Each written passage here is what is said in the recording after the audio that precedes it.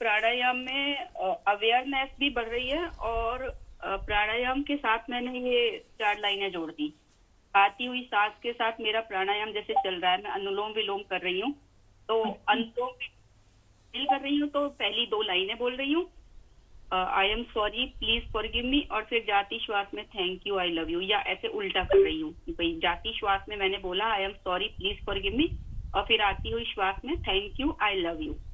Very nice. तो तो time अलग से भी नहीं लगाना पड़ रहा, प्राणायाम के साथ साथ ये अपनी होपोनोनो वाली प्रेयर भी हो रही है, दोनों 2 in 1 हो रहा है। Very good, very good. तो बस वही है कि हमें थोड़े आइडियाज़ मिल जाते हैं, उसके बाद हम अपने हिसाब से उस चीज़ को अब फिट कर लेते हैं। हमें बस पता चल गया कि हाँ ये भी कोई कुछ टेक्निक है या ये शब्द ऐसे हैं जो सच में हील करते हैं और हमें उससे फ़ायदा पहुंचता है, तो अपने आप फिर आपको इनर साइट आती है कि हमें उसको कैसे यूज़ करना है और कहाँ कहाँ करना है ना।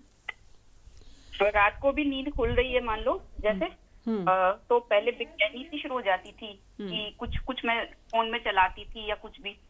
अब मैं कुछ नहीं चला रही 2 दिन से, बस ये मंत्र ही चलना शुरू हो जाता है अपने आप ही अंदर। वाह, सो गुड।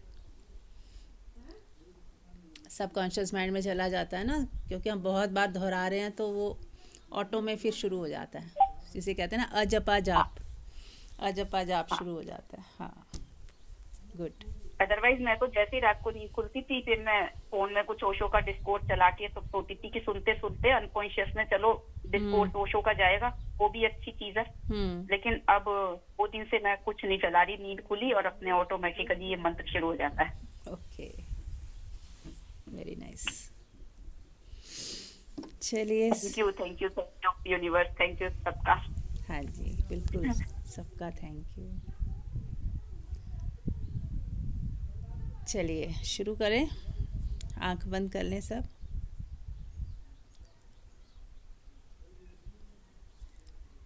हल्का कुछ कहना है आपको, म्यूट कर लें। आंख बंद करके परमात्मा के साथ कनेक्शन जोड़ते हुए, परमात्मा का धन्यवाद करते हुए कि इतना सब कुछ परमात्मा ने दिया, उसका शुक्राना करते हुए, जो भी है हमारे पास, जो है हमारे पास, जैसा भी है हमारे पास, बहुत है, बहुतों से बहुत है, और जो नहीं है उसकी उपेक्षा, और जो है उसका धन्यवाद। कोई शिकायत नहीं, कोई चाह नहीं, कोई कामना नहीं।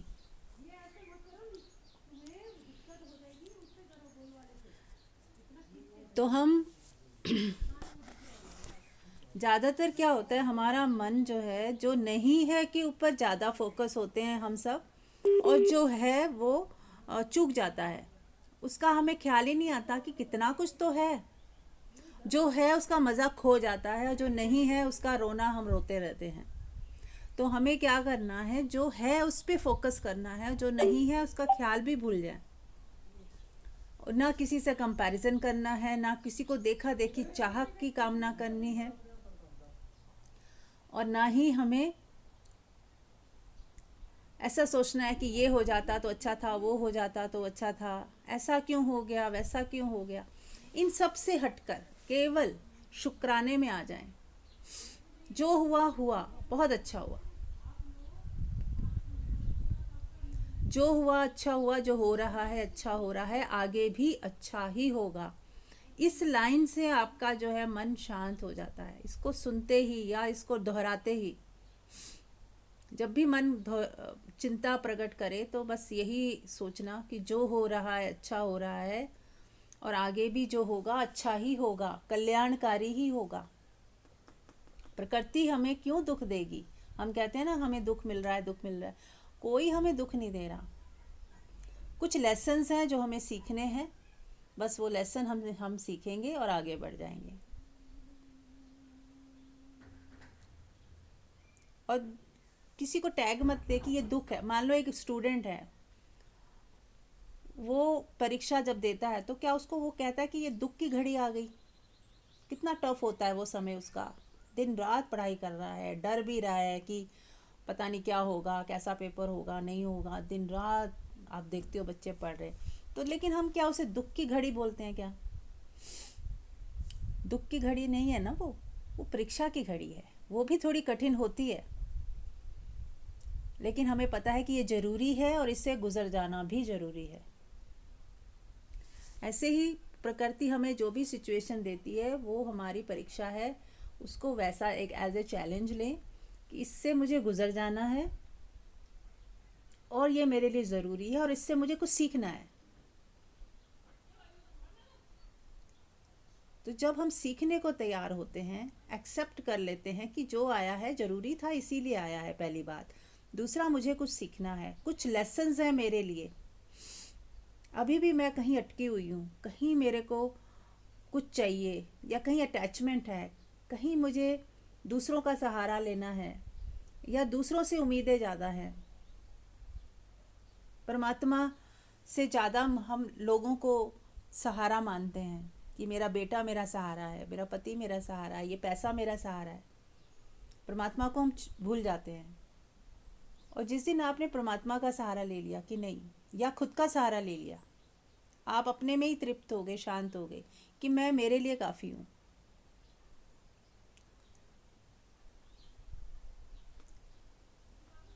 अब सहारा ना लेने की मतलब ये भी नहीं है कि हम उपेक्षा से भर जाएं कि मुझे तो तेरी ज़रूरत ही नहीं है, ऐसा सोचें नहीं।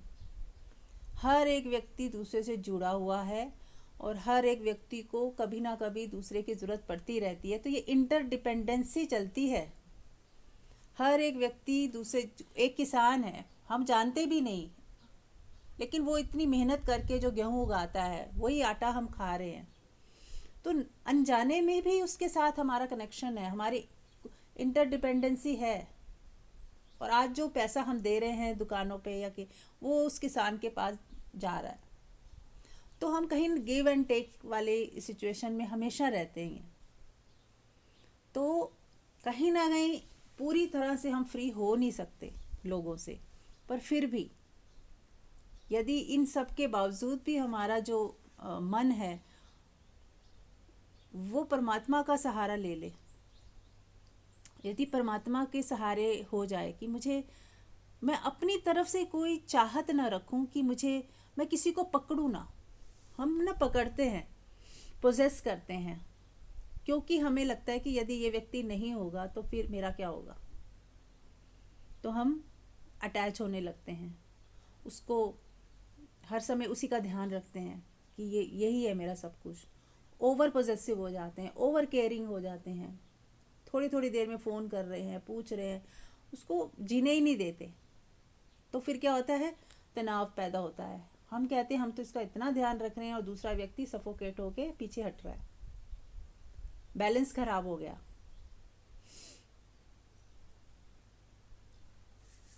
जैसे कोई गले लगाए, कितना अच्छा लगता है, कितना प्यारा लगता है कोई गले लगाए, पर वो छोड़े ही ना आपको। आप हटना चाह रहे हो, वो फिर कस के पकड़ ले, फिर कस के पकड़ ले, तो आप थोड़ी देर में क्या करोगे, धक्का मारोगे कि भैया बस हो गया। कितनी देर आप चिपके रह सकते हो किसी के साथ। तो एक टाइम के बाद वो चीज़ खलने लगती है। जो अच्छी लग रही थी वो एक टाइम के बाद या जितना ज़रूरी उतना होने के बाद आपको वो पीड़ा देने लगती है, सफोकेट करने लगती है। तो ऐसे ही हर चीज़, ओवर केयरिंग होना, ओवर पॉजेसिव होना, ओवर ध्यान रखना दूसरे को सफोकेट कर सकता है। तो हमें बैलेंस में आना है। और अगर अटैचमेंट रखनी है तो परमात्मा से रखे, खुद के साथ रखे कि ठीक है, मैं ही हूँ मेरा दोस्त, मैं ही मेरी सहेली हूँ, मेरे अंदर वो सब कुछ है जो मुझे चाहिए। गलती ये होती है कि हम सोचते हैं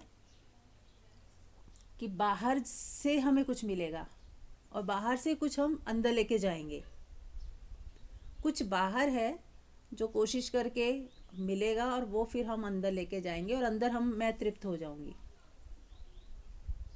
तो यहाँ ही सब गलत हो जाता है कि बाहर से भीतर कुछ नहीं जा रहा, भीतर से बाहर कुछ आ सकता है। भीतर यदि हम खुश हैं, शांत हैं, आनंदित हैं, तो हम अपना आनंद और खुशी दूसरों के ऊपर डाल सकते हैं।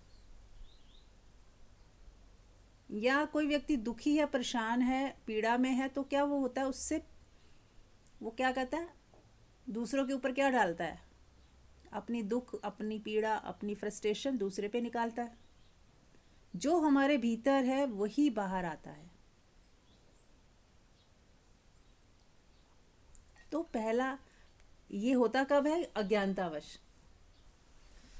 अज्ञानता ये है कि बाहर से कुछ चाहिए, बाहर कोई मिल जाए या बाहर कुछ हो जाए तो मैं सुखी हो जाऊं। और जबकि सच्चाई ये है कि आप भीतर से पहले से ही खुश हो, पहले से ही सुखी और आनंदित हो। वो स्थिति आपके पास ऑलरेडी है, जिसकी तरफ सिर्फ ध्यान ही नहीं है हमारा। तो जिस दिन आपको आपकी आत्मा का पता चलता है कि आप तो पहले से ही सुखी हो, मुझे जो चाहिए था वो पहले ही परमात्मा ने देकर भेजा है। इसीलिए आपने सुना होगा, बहुत सारे गुरु कहते हैं कि कुछ नहीं करना है, कुछ नहीं करना है, कुछ नहीं करना है, आपको, आप हो, पहले से ही हो। ऐसा सुना होगा आपने। तब आपको लगता है अरे मैं तो नहीं हूँ, मेरे में तो इतनी कमियां हैं। तो इसका मतलब वो चीज़ दोनों पैरेलल है, आपके पास वो भी है, गॉडलीनेस भी है, और आप एक मन की तरह भी हो। आपके अंदर एक मन भी है जो बाहर खुलता है, एक दरवाज़ा बाहर खुलता है, एक दरवाज़ा भीतर भी खुलता है आपके। जब भीतर का दरवाज़ा खोल के देखेंगे, अरे अब मेरे पास तो सब कुछ है, खजाना मेरे अंदर ही है। और जब बाहर का दरवाज़ा खोलोगे तो अब आपको लगेगा कि अब मैं बाहर जो है, जो भीतर है, उसको मैं बांट सकता हूँ। मुझे अब बाहर कुछ नहीं चाहिए, क्योंकि जब भीतर का दरवाज़ा खुलेगा और आप सब कुछ अपने अंदर पाओगे, तभी आप कह सकते हो कि मुझे बाहर से कुछ नहीं चाहिए। नहीं तो आपको चाहिए ही चाहिए। एक इंसान जिसको भीतर का कुछ नहीं पता होगा, वो बाहर सुख ढूंढेगा ही, पकड़ेगा ही किसी ना किसी को। उसको लगेगा मैं डूब रहा हूँ, मुझे कोई सहारा चाहिए। उसको वो धरातल मिलनी ही चाहिए जब, जहाँ वो खड़ा हो जाए पैर जमा के। और पैर तभी जमते हैं जब हम आत्मा को पहचान लेते हैं कि मेरे ही अंदर कुछ ऐसा है जो सदा स्थिर है, शांत है, मौन है, जहाँ कोई हलचल नहीं है। उसी को कोई आत्मा कह देता है, कोई सत्य कह देता है, कोई परमात्मा कह देता है, कोई चेतना कह देता है। पर मेरे ही अंदर है कुछ ऐसा जो सदा शांत है, सदा स्थिर है, सदा मौन है, और जहाँ दुख पहुँचता भी नहीं, जिसको आग जला नहीं सकती, तलवार काट नहीं सकती, जो दुखी सुखी होता ही नहीं, वो स्टेट भी हमारे अंदर ऑलरेडी है। पर क्योंकि हम मन में ज़्यादा जीते हैं और मन बाहर खुलता है दुनिया में, तो दुनिया को ही देखते हैं, तो वहीं वहीं हमारी मन और संसार, मन और संसार, मन के पीछे क्या है हम देख ही नहीं पाते। जिस दिन हमने पीछे देख लिया कि मन के पीछे क्या है, बियॉन्ड माई माइंड क्या है, मन के परे कौन है, हमारी ये सोच जो विचार उठ रहे हैं उससे परे भी कुछ है क्या, वहाँ पे सब कुछ आपको दिखाई देने लगेगा, क्लैरिटी आती जाएगी। फिर तो गुरु इशारा ही करता है, करना आपको ये है कि आप देख पाओ कि अरे ये तो सब मेरे पास ही है। तब आप अमीर हो जाते हो, रियल माने में अमीर हो जाते हो। वो कहानी सुनी होगी कि एक राजा था, वो बीमार था, तो किसी ने कहा कि एक ऐसे व्यक्ति की शर्ट मिल जाए जो सुखी हो।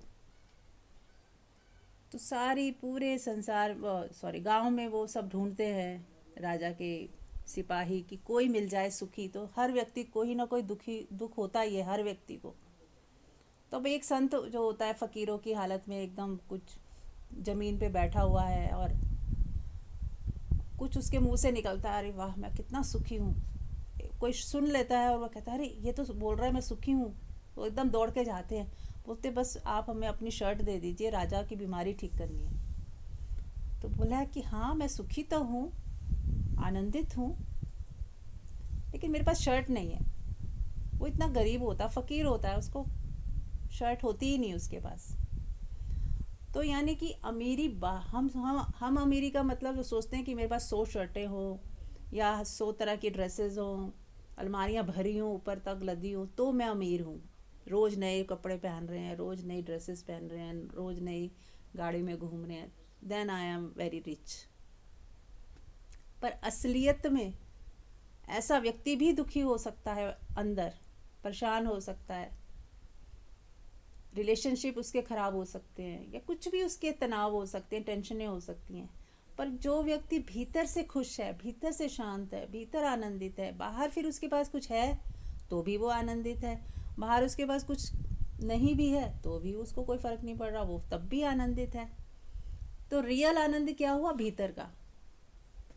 भीतर यदि मैं आनंदित हूँ तो मैं अपनी झोंपड़ी में भी बहुत राजा की तरह हूँ, और यदि भीतर मैं आनंदित नहीं हूँ तो सब कुछ होते हुए भी, आपने देखा होगा कि कई सेलिब्रिटीज़ होते हैं, आत्महत्या कर ली।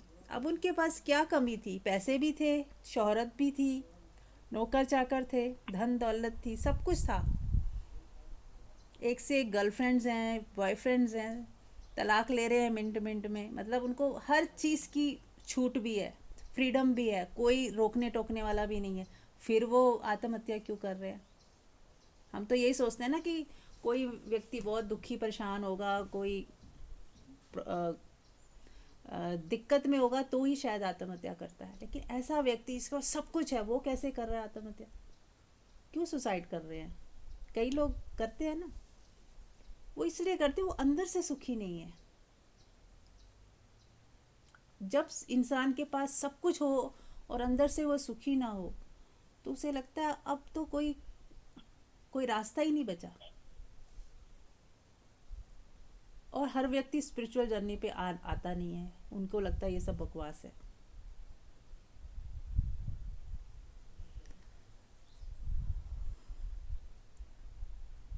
क्योंकि ये चीज़ हमें बचपन से ही नहीं सिखाई जाती। अगर बचपन से ही हर बच्चे को स्पिरिचुअलिटी के बारे में बताया जाए, समझाया जाए, तो उसे पता हो कि ये भी एक मार्ग है। यदि संसार में हमें कहीं दिक्कत आए तो हम इस तरफ बढ़ सकते हैं, अपनी अंदर की जर्नी के लिए आगे बढ़ सकते हैं। हमारी इनर ग्रोथ भी बहुत ज़रूरी है। तो एक बैलेंस बना के भी चल सकते हैं कि अंदर भी रिच और बाहर भी रिच, ये भी तो हो सकता है। ऐसा नहीं कि अंदर रिच है तो बाहर पुअर कर दो, फकीर ही होना है ऐसा भी ज़रूरी नहीं है। राजा जनक की तरह बाहर से अमीर और अंदर से रिच, अंदर भी सुखी आनंदित है, बाहर भी ऐश्वर्य है, तो कोई फ़र्क नहीं पड़ रहा उसे। आज महल छूट जाए उसको वो भी फ़र्क नहीं पड़ रहा है ना। वो असंग होके ऐसा व्यक्ति रह सकता है। तो जितने मात्रा में हम भी असंग हो चुके हैं, उतनी मात्रा में हम कह सकते हैं हाँ हमारे अंदर फ़र्क आया है, दुख कम हुआ है, परेशानियाँ कम हुई हैं। और जितना हम नहीं कर पा रहे हैं वहीं वहीं थोड़ा थोड़ा अभी भी दुखी होते हैं, परेशान होते हैं, कोई बात नहीं, इट इज़ ओके। पता चल रहा है जैसे चीज़ें और पहले बहुत थी, अब कम हुई हैं, परेशानियाँ कम हुई हैं, टेंशनें कम हुई हैं। पहले अगर 2-2 दिन तक हम परेशान रहते थे, अब 2 घंटे में ही वो चीज़ गिर जाती है, परेशानी हट जाती है। 2 घंटे किसी के लिए हो सकता है 20 मिनट, किसी के लिए 2 मिनट, किसी के लिए 2 सेकंड भी हो सकता है। तो ये चीज़ अगर आपके साथ हो रही है, पहले से इम्प्रूवमेंट है, पहले से ज़्यादा आप खुश हो, पहले से ज़्यादा आनंदित हो, तो तुम सही रास्ते पे हो। फिर कुछ भी कर रहे हो सही है। और यदि पहले से ज़्यादा चिंतित हो रहे हो, पहले से ज़्यादा दुखी हो रहे हो, पहले से ज़्यादा परेशान हो रहे हो, तो आपने जो भी रास्ता पकड़ा है वो सही नहीं है। बीमारी ठीक होनी चाहिए तो ही हम कह सकते हैं कि डॉक्टर जो दवा दे रहा है वो ठीक है। और यदि बीमारी ठीक ही नहीं हो रही और बढ़ रही है तो आप क्या कहोगे कि डॉक्टर की दवाई नहीं लग रही, या वो सही दवाई ही नहीं दे रहा शायद, या दे रहा है तो हमें सूट नहीं कर रही। 2 चीज़ें हो सकती है, फिर आप दूसरे डॉक्टर के पास जाओगे।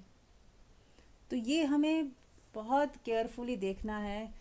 कई बार लोग जो भी अपने पैटर्न बनाया हुआ है, पाठ पूजा का, मंत्र जाप का, या कुछ भी करते समय बस यही देखें कि क्या मेरी ज़िंदगी में बदलाव आ रहा है, ट्रांसफॉर्मेशन हो रही है, मेरी जो बैड हैबिट्स थी वो ख़त्म हुई, जो हमारी कंडीशनिंग है क्या वो टूटी, क्या हम शांत होना सीखे, क्या हमारे अंदर झुकने की, झुकते समय हमें पीड़ा तो नहीं होती कि हम झुक रहे हैं, या जैसे कहते हैं पहल करके माफ़ी मांग ली तो क्या हमें कुछ दुख हुआ, परेशानी हुई।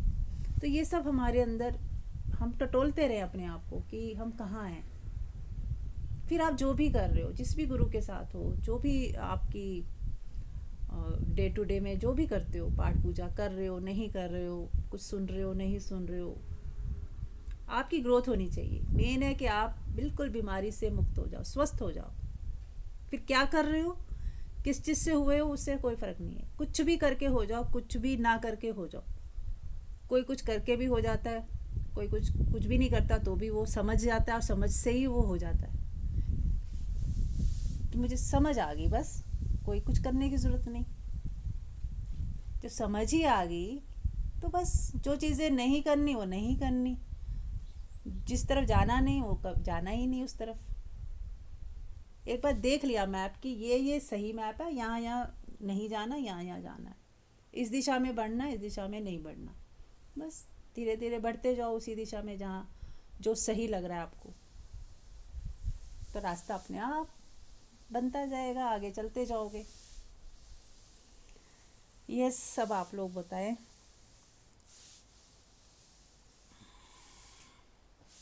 कुछ पूछना है?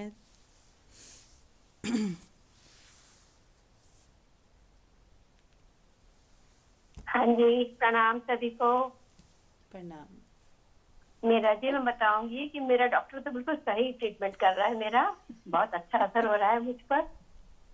Thank you, thank God you. Bless you. Thank you thank जी। You. Thank you, thank you. और कोई? हेलो।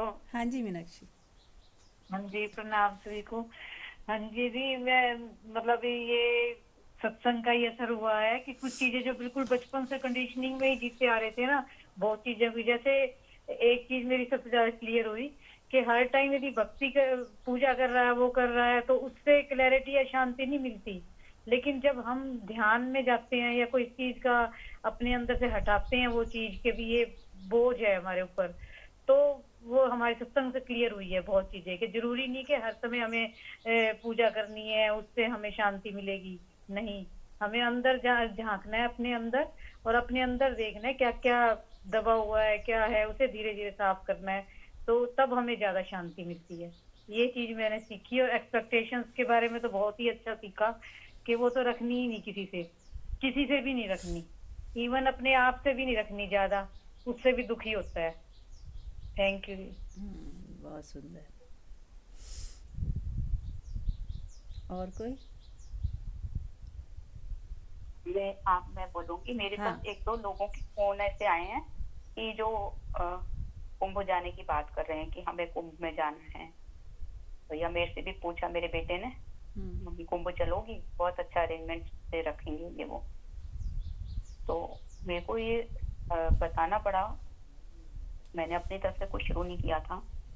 वो जैसे मेरी मेड है वो स्ट्रेस्ड थी, वो कुंभ जाएगी, उसे कुंभ जाना है, और अंदर से उसे ये लग रहा है पैसा खर्च होगा, टाइम लगेगा ये वो। आज ही मैं उससे यही बात कर रही थी। मैंने कहा कि मैं बार बार ये मैसेज पढ़ रही हूँ कि पाप किए तुमने और गंगा धो देगी उन पापों को, तो किसको बेवकूफ बना रहे हो? खुद को, गंगा को, परमात्मा को, किसको बेवकूफ बना रहे हो?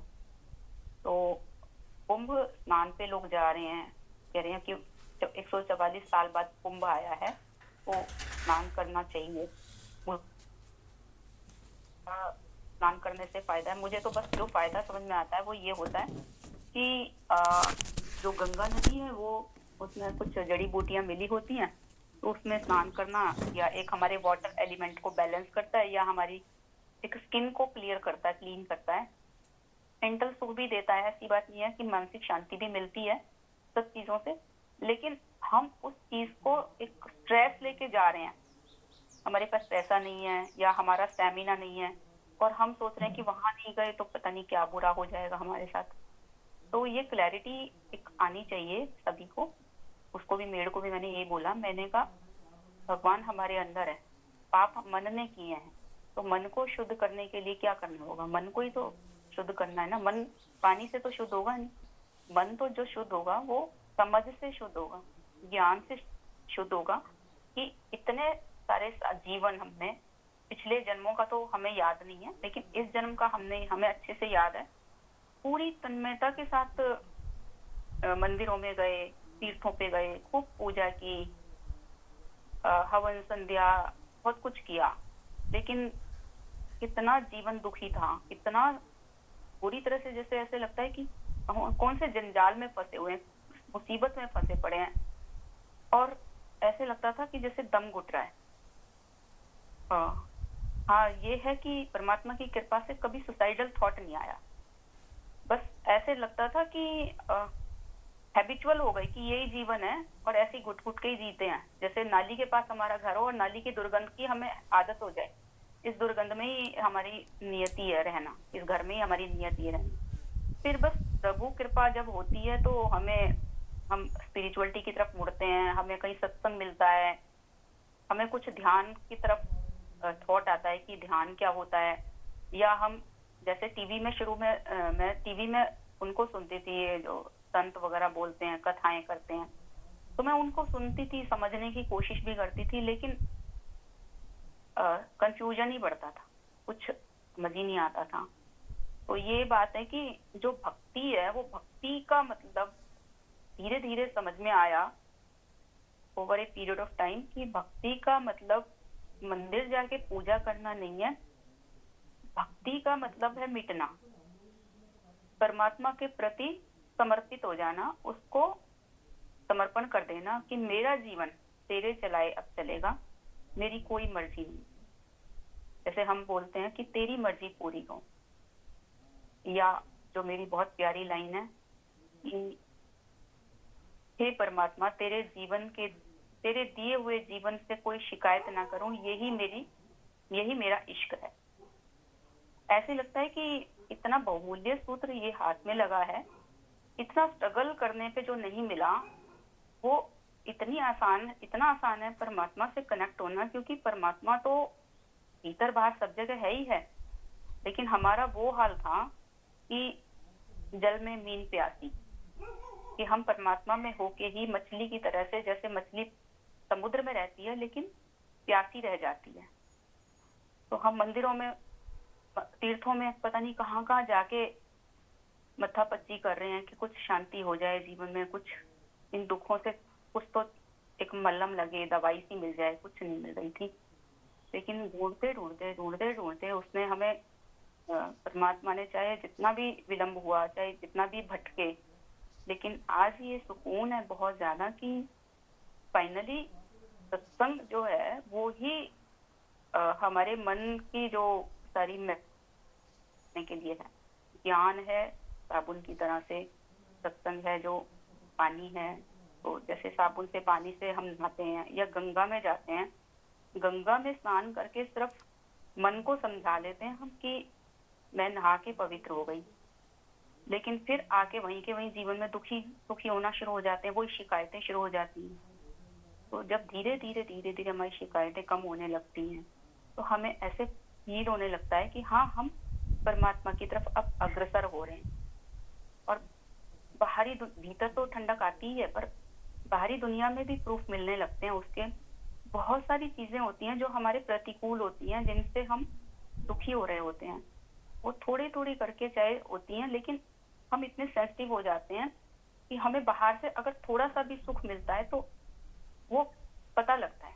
पहले क्या होता था कि सुखों की तरफ ध्यान नहीं था, दुखों की ही तरफ ध्यान था, दुखी दुख बढ़ते चले जा रहे थे।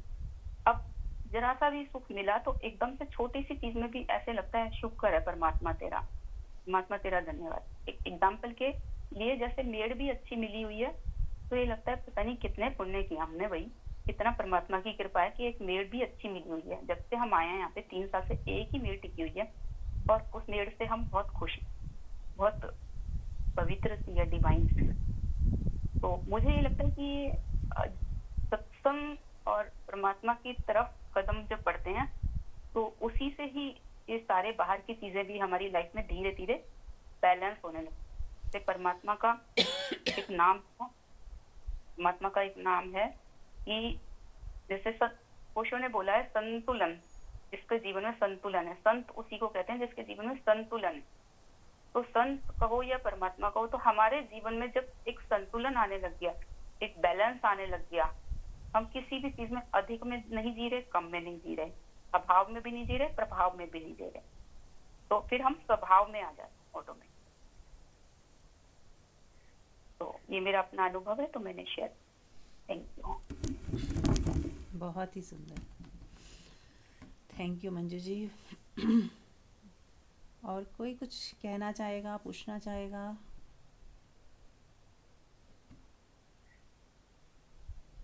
संगीता जी आपका अनम्यूट हो रखा है, म्यूट कर लें। तो बहुत अच्छा मंजू जी ने कहा कि जो कुंभ है, कुंभ का मेला लगा है,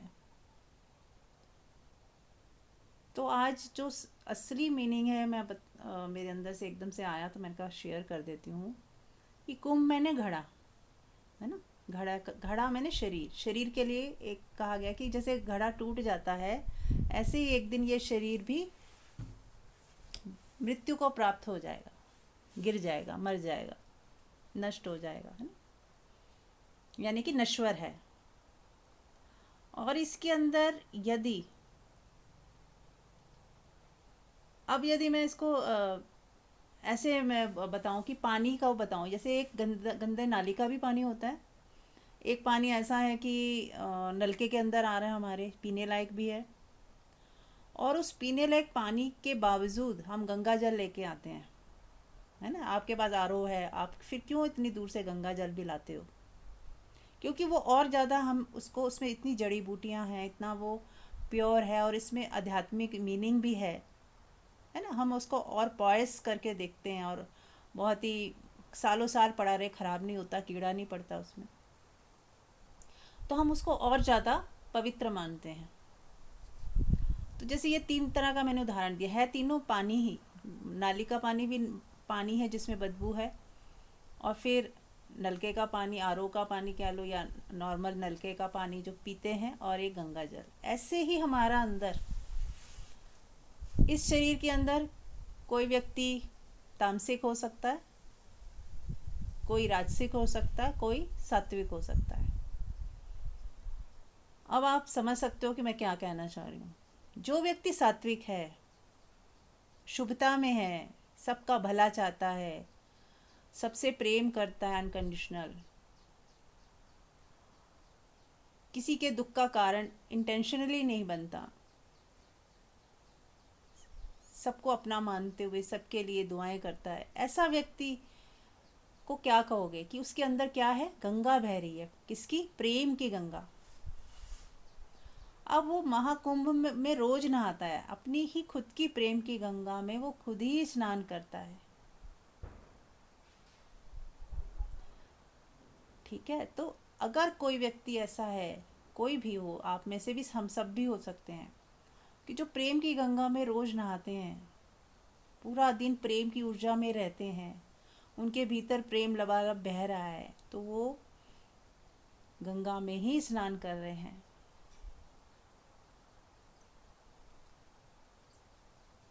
तो हमें तामसिक से राजसिक, राजसिक से सात्विक होना है। यही हमारे, हम अगर कहते हैं ना प्रयास करते हैं, तो ये प्रयास से होता भी नहीं है, मैं बताऊं, ये बस प्रभु कृपा से ही होता है। परमात्मा की कृपा हो जाती है जिस पे, वो जैसे अंगुलीमाल थे, है ना, कुछ कुछ ऐसे लोग हुए जो कितने हिंसक थे, फिर भी वो ऐसी कृपा हुई गुरु की, परमात्मा की, कि वो तुरंत सात्विक हो गए, सब छोड़ छाड़ के परमात्मा के साथ उन्होंने अपना जुड़ाव कर लिया। तो ये बहुत ही रेयर होता है कि कोई तामसिक से सीधा सात्विक हो जाए, और सात्विक से सीधा आत्मा में छलांग लग जाए।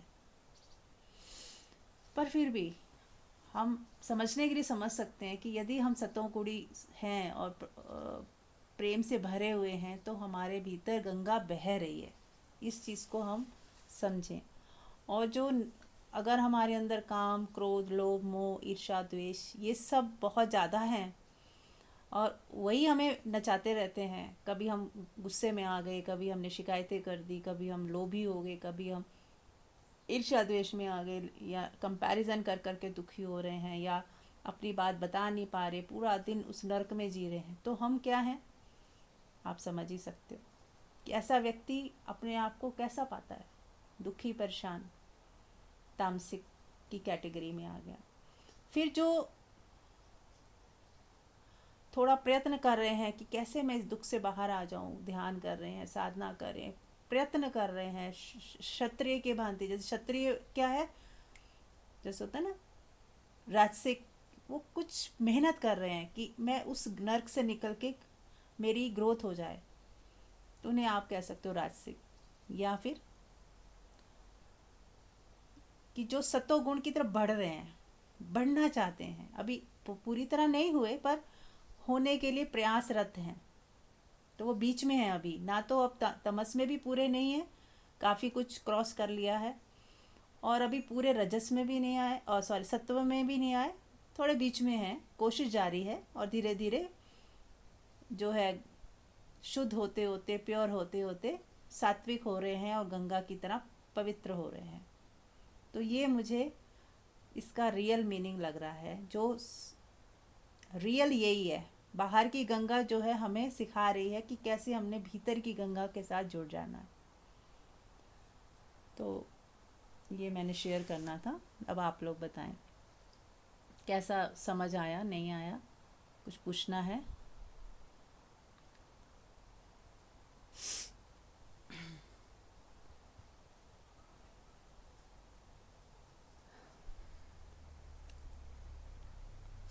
और यदि एक चीज़ और, इसका मतलब मैं ये नहीं कह रही हूँ कि महाकुंभ में ना जाओ, कुछ भी मत सोचो, ना तो जाने का सोचो और ना सोचो कि मैं नहीं जाऊँगी, ये भी मत सोचो, छोड़ दो।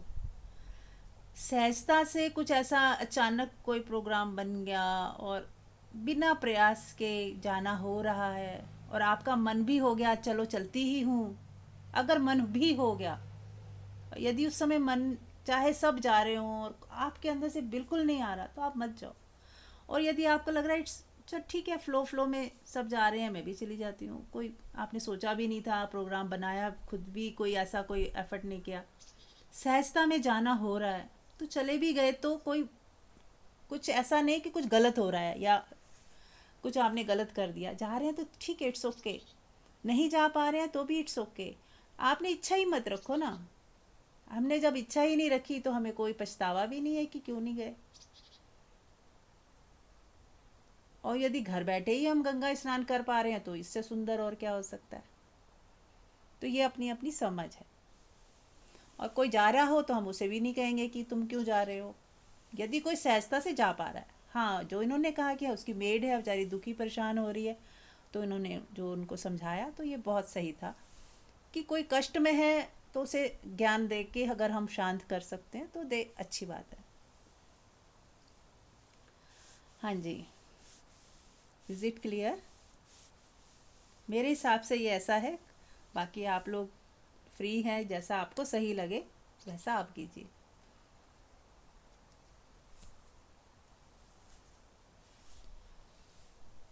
चलिए तो। हाँ जी, हेलो। हाँ मीनाक्षी।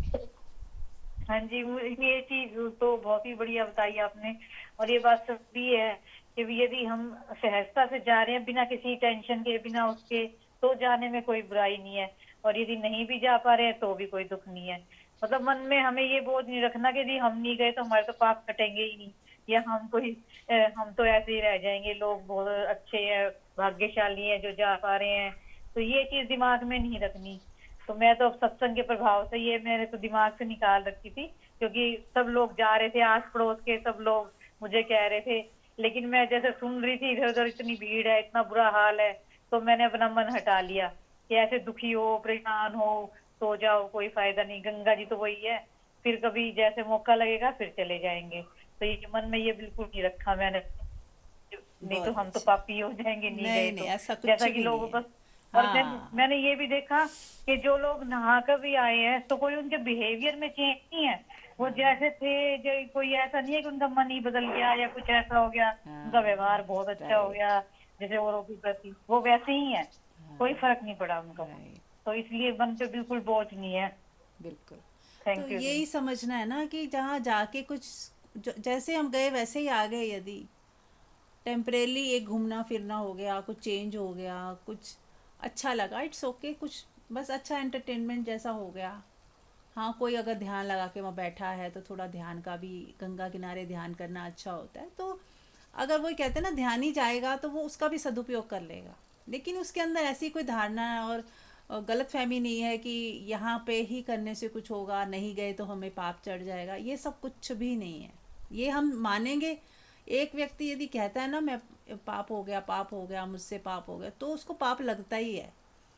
और यदि वो कहेगा नहीं ऐसा कुछ है ही नहीं, तो उसको कुछ नहीं लगेगा।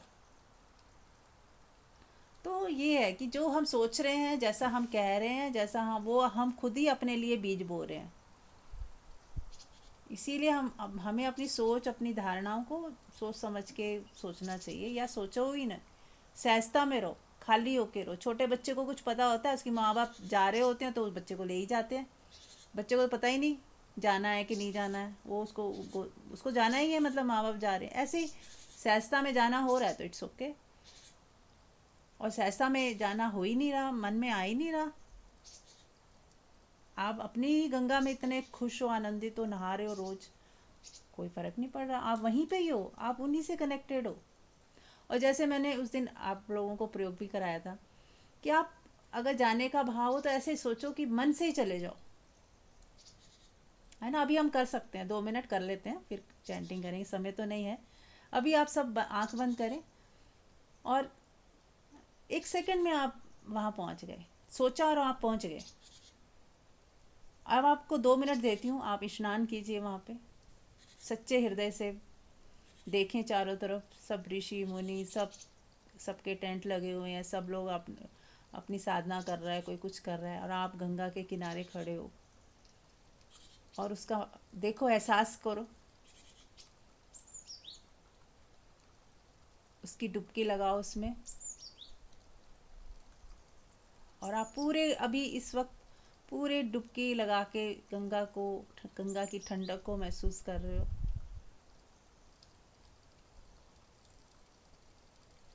और वहाँ की जो भी ऊर्जा है, वाइब्रेशन है, आपको मिल रही है, वहाँ की जो भी शक्तियाँ हैं, जो भी एनर्जीज़ हैं, वो आपके अंदर पहुँच रही हैं, आपको महसूस हो रही हैं। आपके सहस्त्रार से वो सारी शुभता, सारी जो ब्लेसिंग्स है वहाँ की, वो आपके भीतर जा रही है। आपका पूरा शरीर का रोआ रोआ उस ब्लेसिंग से भर चुका है। आप गंगा के स्पर्श कर रहे हो, पूरा शरीर आपका गंगा के अंदर है, सिर्फ सर बाहर है, और सर से आप जो है ग्रहण कर रहे हो। 2 मिनट में पॉज लेती हूँ, आप इसका मज़ा लो और देखो क्या फील होता है।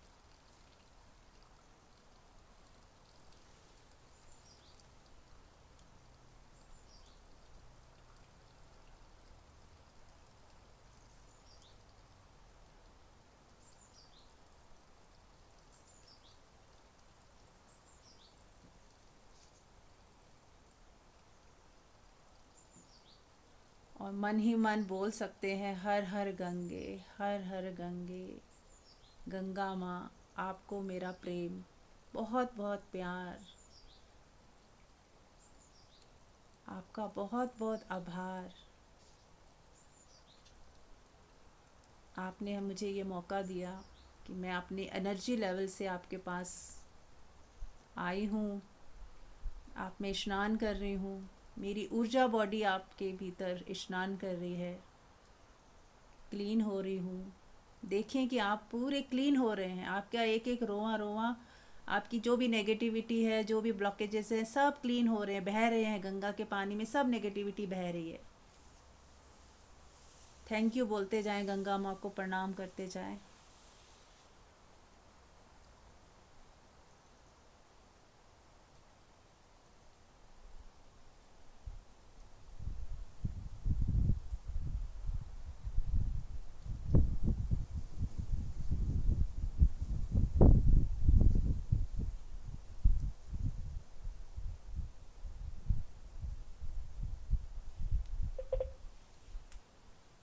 Thank you, thank you, thank you.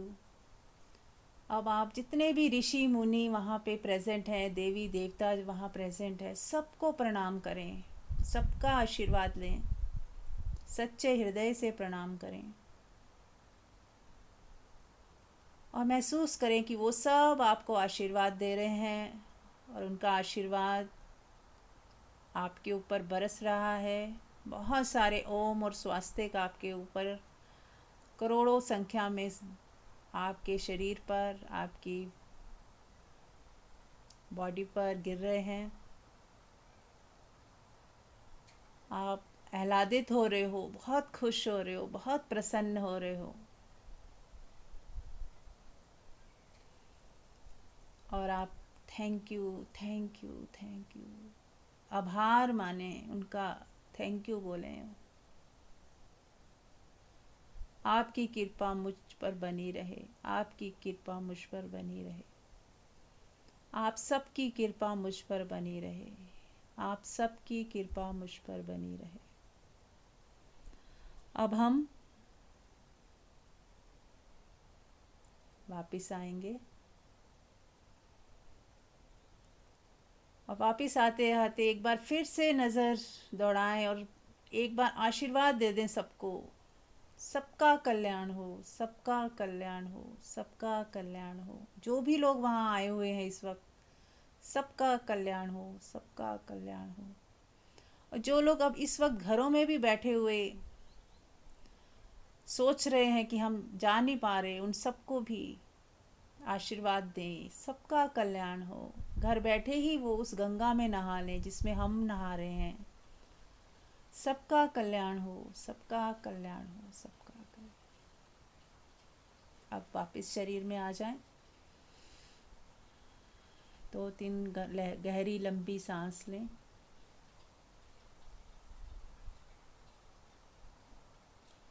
आप अपने भाव शरीर से, ऊर्जा शरीर से गए और आपने उसका मज़ा लिया। वो सब किया जो जाके करते। फिज़िकल बॉडी नहीं गई, लेकिन आपकी बाकी की जो दूसरी बॉडीज़ हैं वो जा सकती हैं, वो गई।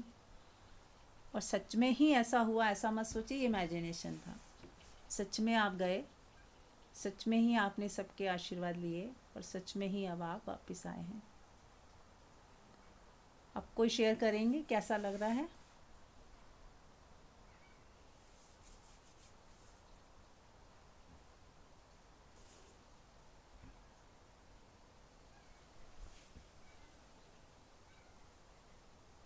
हेलो।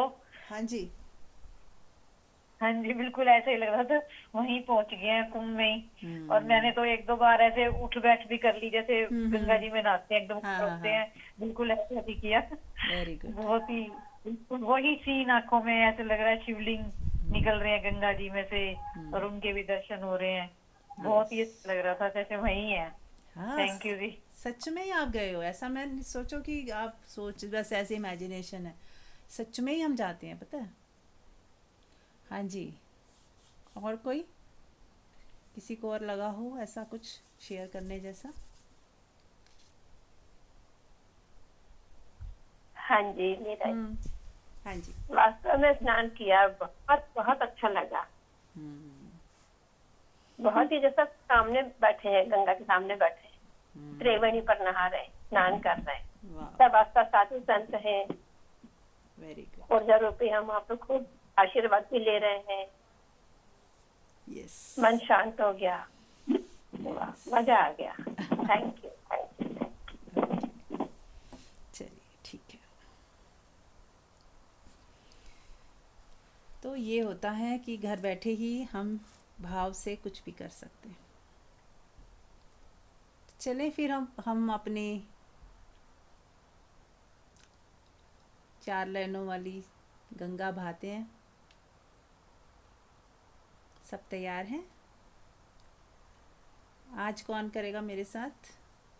मैं। ओके, ठीक है। तो मैं और मंजू जी करते हैं, समय भी कम है, 3 लोगों से थोड़ा लंबा हो जाता है। ठीक है, सब लोग तैयार हैं? आंख बंद रखें।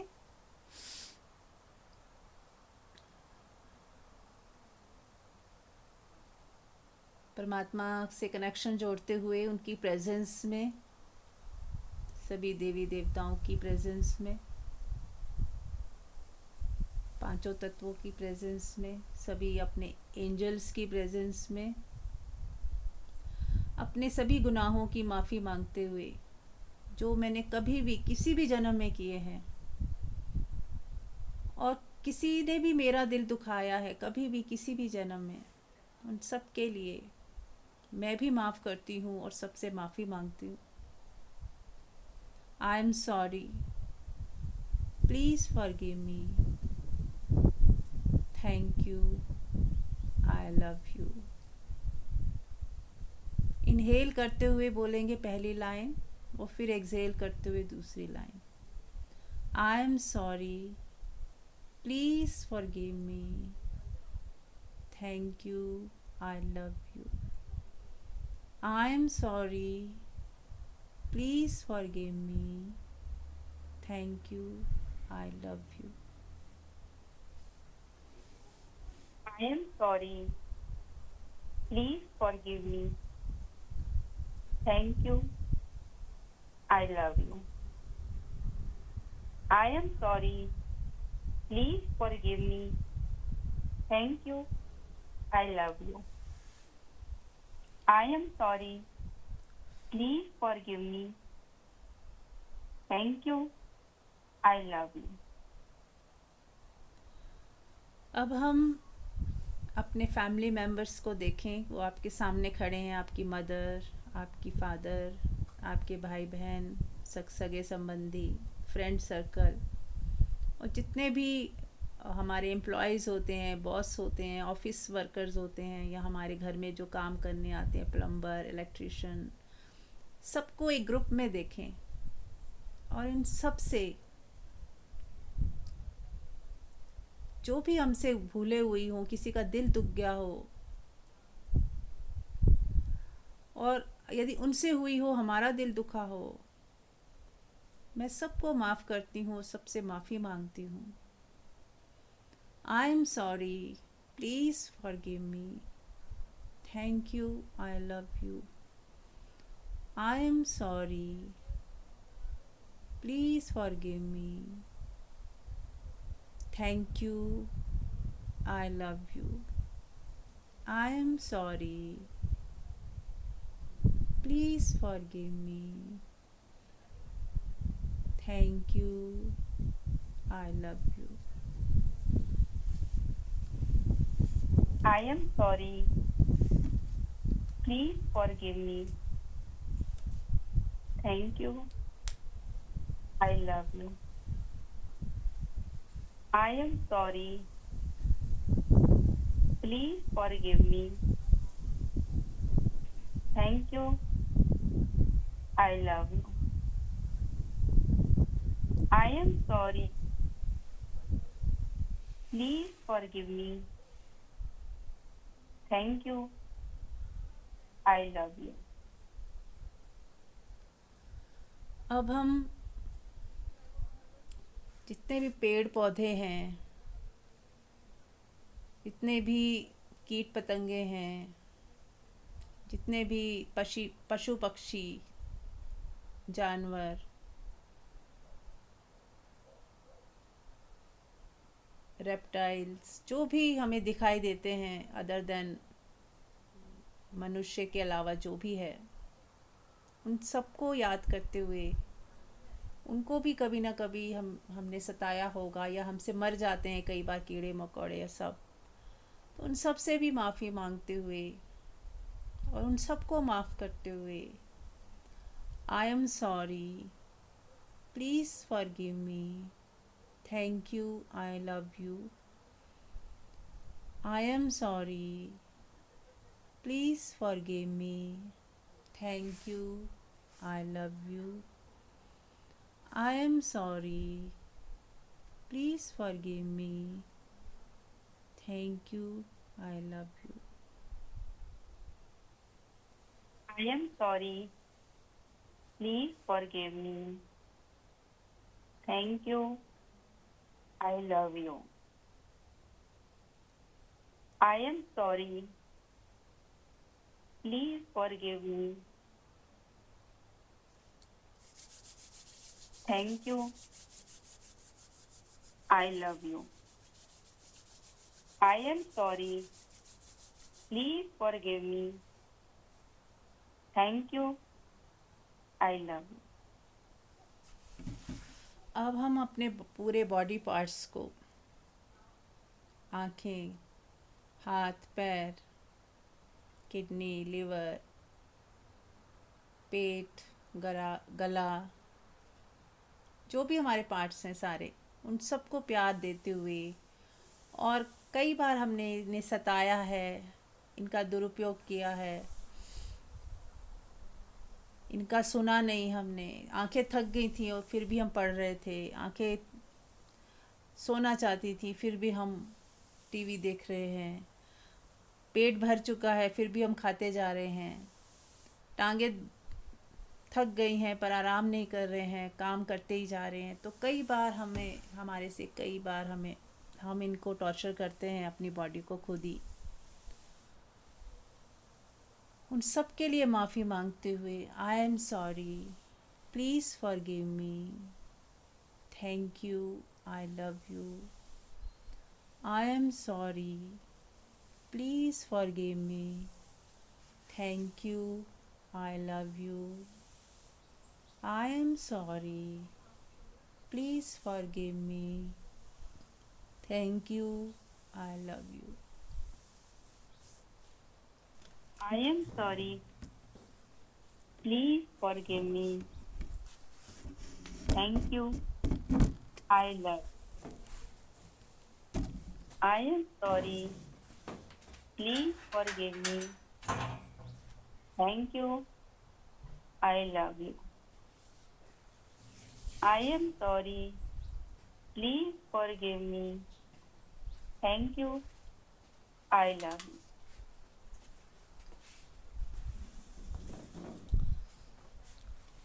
अब हम जो भी हमारे 9 नक्षत्र हैं, 5 एलिमेंट्स हैं, उन सबको याद करते हुए और अपने बॉडी के अंदर ही वो सब हैं, उन सबको सामने देखते हुए कि हमारे ऐसे अनेक भूले हुई हैं जिसकी वजह से हम कई बार कष्ट पाते हैं, हमारे एलिमेंट्स जो हैं इनबैलेंस हो जाते हैं, या हमारी कुंडली में कई बार दोष आ जाते हैं। तो कुछ ना कुछ गलतियां तो हुई हैं, किसी ना किसी जन्म में हमने कुछ तो गलत किया है। उन सब के लिए माफ़ी मांगते हुए और उनका आशीर्वाद लेते हुए, I am sorry, please forgive me, thank you, I love you. I am sorry, please forgive me, thank you, I love you. I am sorry, please forgive me, thank you, I love you. I am sorry. Please forgive me. Thank you. I love you. I am sorry. Please forgive me. Thank you. I love you. I am sorry. Please forgive me. Thank you. I love you. अब हम सभी देवी देवताओं को सामने देखेंगे और जितने भी एंजल्स हैं, अशरीरी आत्माएं हैं जो हमें सपोर्ट करती हैं, हमारा ध्यान रखती हैं, और जितने भी गुरु हुए हैं, अरिहंत हुए हैं, सिद्ध महापुरुष हुए हैं, सबकी ऊर्जा से कनेक्ट होते हुए, उनका आशीर्वाद लेते हुए, अपनी भूलों की क्षमा मांगते हुए, I am sorry, please forgive me, thank you, I love you. I am sorry, Please forgive me. Thank you. I love you. I am sorry. Please forgive me. Thank you. I love you. I am sorry. Please forgive me. Thank you. I love you. I am sorry. Please forgive me. Thank you. I love you. I am sorry. Please forgive me. Thank you. I love you.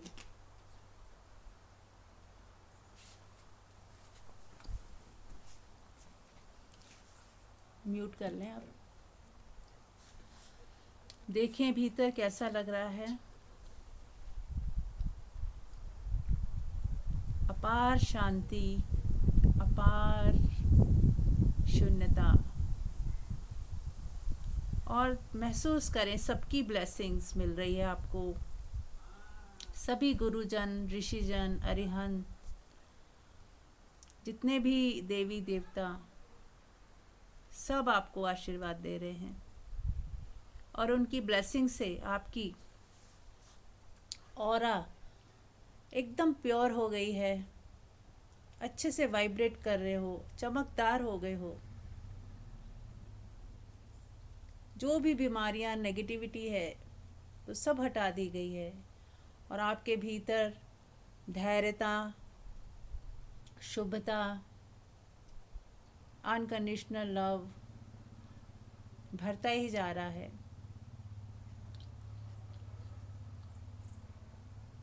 धैर्य की शक्ति, मौन की शक्ति आपको आशीर्वाद के रूप में दी जा रही है और आप अपने अंदर अपार शांति को अनुभव कर रहे हो।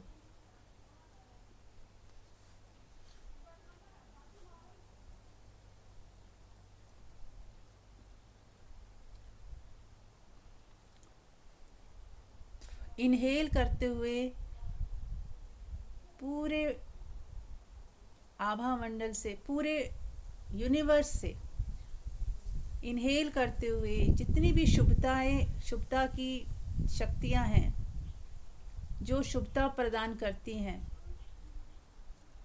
उन सबको इनहेल कर लीजिए।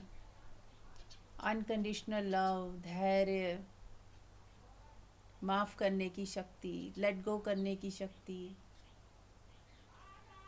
दया, करुणा, इनहेल करें और गहरे नाभि तक लेके जाएं।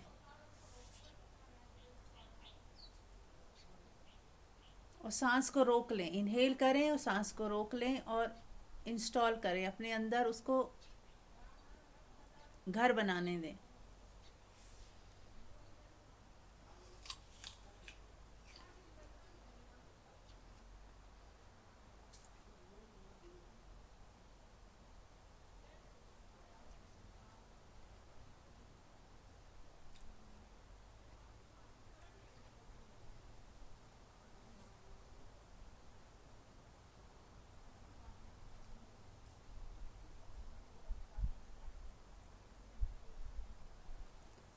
आपको आशीर्वाद दिया जा रहा है कि आप बैलेंस्ड लाइफ जिएं।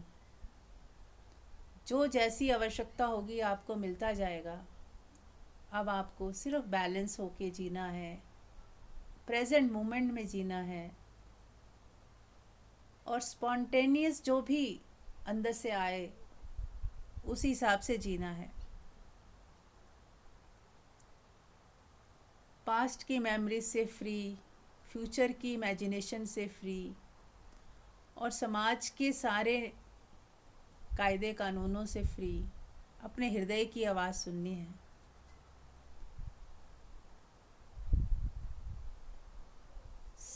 जैसा बताया मंजू जी ने कि संत मतलब संतुलन, बहुत सुंदर लगा मुझे सुनकर कि संत संतुलित होता है और संतुलन का मतलब है कि मन ना तो पास्ट में जा रहा है, ना फ्यूचर में जा रहा है, ना गिल्ट में जा रहा है, ना लोग जहाँ जा रहे हैं वहाँ भाग रहा है। वो अपने में शांत है, ठहरा है, और अपने हृदय की अंदर से यदि स्पॉन्टेनियस कुछ आ जाता है तो वो करता है, और नहीं तो अपने में विश्राम करते हैं। जो संत होते हैं स्वयं में ही स्थित होकर स्वयं की ऊर्जा में ही विश्राम करते हैं। उनके लिए ये नहीं है कि ये पालूंगा तो मैं खुश होऊंगा, ये जान लूंगा तो खुश हो जाऊंगा, इतना मंत्र जाप हो जाएगा तो मैं सुखी हो जाऊंगा। यदि इस तरह की किसी को दौड़ है तो वो अभी भी ठहराव में नहीं है, शांत नहीं है, अभी भी उसे कुछ चाहिए, कुछ पाने की दौड़ में लगा हुआ है। लेकिन जो रुक जाता है, शांत हो जाता है, इस पल में ठहर जाता है और उसे कोई कामना नहीं होती, वो ही असली संत है। तो बने रहें इसी अवस्था में, अपने संतत्व में, इसी ठहराव में 10 मिनट तक आंख ना खोलें, और सबका आशीर्वाद लेते हुए अपनी इस शुभता में आनंदित होते हुए प्रेम पूर्ण होकर बैठे रहें या लेट जाएं, और जब उठें तो इस शुभता को बनाए रखें, इस स्थिति को खराब ना होने दें। ये ऐसा जो ये दिया जला दिया गया है अभी, उसको बुझने ना दें, इसका ख्याल रखें। शांत रहें, मौन रहें, अपनी मस्ती में मस्त रहें। मिलते हैं कल। Thank you so much.